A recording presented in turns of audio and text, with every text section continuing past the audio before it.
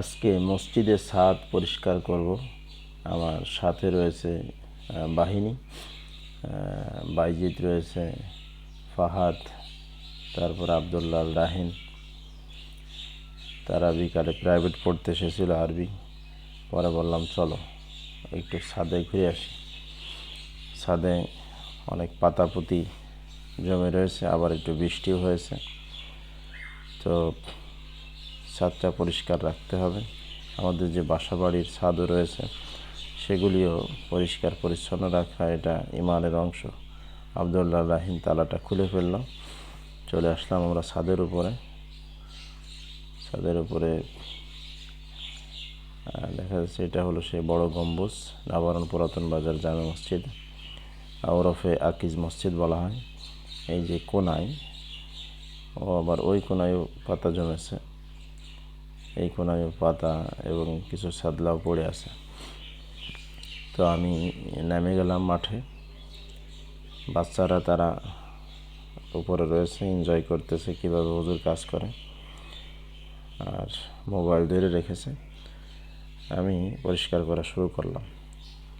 অনেকে প্রশ্ন করতে পারেন যে হুজুর আপনি তো ইমাম সাহেব, আপনি কেন পরিষ্কার করছেন? মুয়াজ্জিন নাই, খাদেম নাই।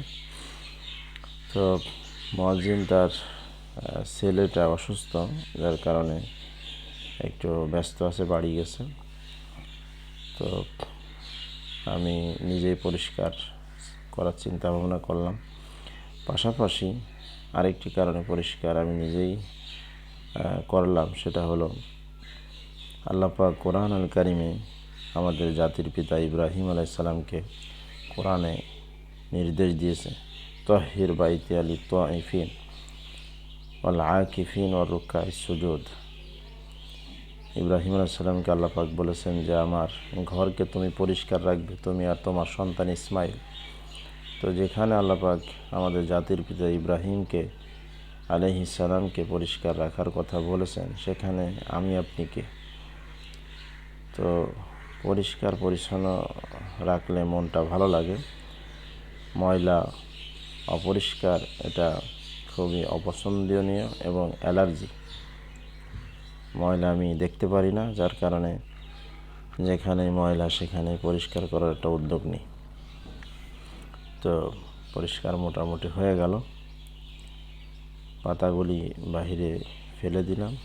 আপনাদের বাসা বাড়ির যে ছাদ রয়েছে, বৃষ্টির সময় এগুলি খেয়াল রাখতে হবে, না হয় ময়লা জমে যাবে।